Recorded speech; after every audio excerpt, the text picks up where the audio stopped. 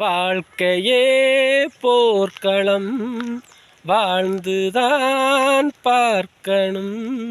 போர்க்களம் மாறலாம், போர்கள் தான் மாறுமா?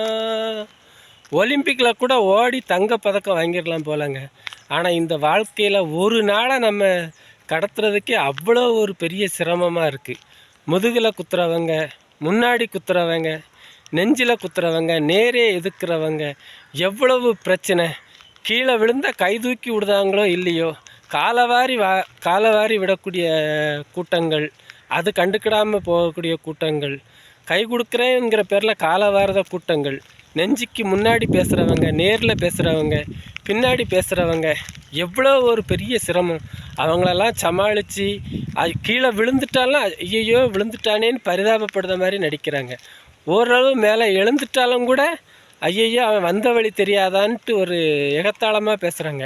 இதெல்லாம் தாண்டி இந்த வாழ்க்கையில் ஜெயிக்கிறதுக்கு நாம் என்ன பாடுபட வேண்டியிருக்கு. அது மட்டும் இல்லை, நிறையா பிரச்சனைகள்.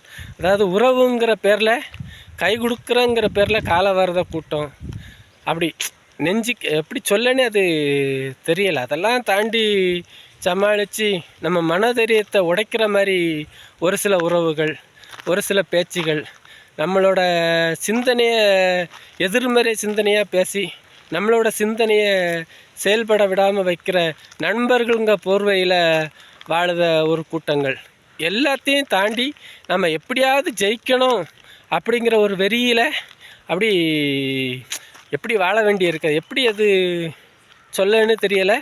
வாழ்ந்தாலும் ஏசும், தாழ்ந்தாலும் ஏசும், வையகம் இது தானடா அப்படிங்கிற மாதிரி. நீங்கள் வாழ்ந்தாலும் உங்களை அவன் வந்த வழி தெரியாதா அப்படின்னு ஏசுவாங்க. தாழ்ந்தாலும் ஐயையோ அவன் எப்படி இருந்தவன் இப்படி ஆயிட்டானே அப்படின்னு பேசுவாங்க. ஆனால் இதெல்லாம் இப்படி யோசித்து கடைசியில் நாம் யோசித்து பார்த்தோன்னு வைங்களேன், இப்போ நான் ஒரு சில விஷயங்கள் யோசிக்கும்போது, கடவுள் ஏன் கல்லானார், மனம் கல்லாய் போன மனிதர்களாலே அப்படின்னு தான் பாட வேண்டியிருக்கு. நல்லா யோசித்து பார்த்தா கடவுள் ஏன் கல்லாக இருக்காருன்னா காரணம் இதுதான். அதாவது நல்லவன் போய் கடவுளே நான் நல்லா இருக்கணும், என்னை எப்படியாவது வாழ வையினாலும் அவர் அப்படியே அமைதியாக இருக்க போகிறாரு. இல்லை கெட்டவன் போய் நான் இன்றைக்கி ஏதோ ஒரு கெடுதல் பண்ண போகிறேன், என்னை நீ தான் காப்பாற்றணும் அப்படின்னு சொன்னாலும் அதுக்கும் அவர் அமைதியாக இருக்கணும். அதனால தான் கடவுள் அந்த கல்லாக இருக்காரா அப்படின்னு எனக்கு தெரியலை. நல்லா யோசித்துக்கோங்க. வாழ்க்கையில் ரொம்ப மன உறுதி தேவை.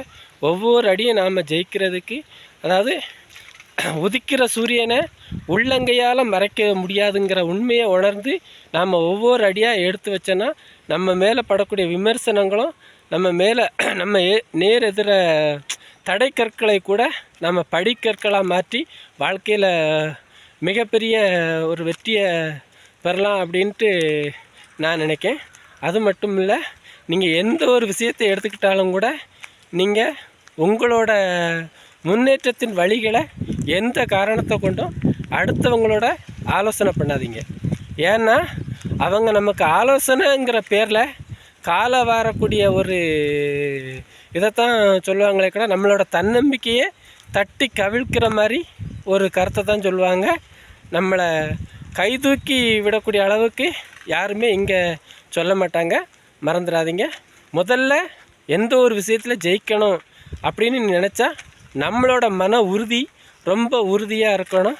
தட்டத்தான் இரும்பு கூட அப்படி வளையும் அப்படிங்கிற மாதிரி நம்மளுக்கு ஒவ்வொரு சோதனைகளாக வரதான் நாம் நம்மளே பட்டை திட்டிக்கிற வைரமாக மாற முடியும். மறந்துடாதீங்க. நமக்கு வரக்கூடிய சோதனைகளை சாதனைகளாக மாற்றக்கூடிய ஒரே சக்தி நம்மளோட மனசில் தான் இருக்குது. அது அடுத்தவங்கக்கிட்ட தேடாதீங்க. நமக்கு வரக்கூடிய சோதனைகளாக இருந்தாலும் சரி, அதை சாதனைகளாக்கணும்.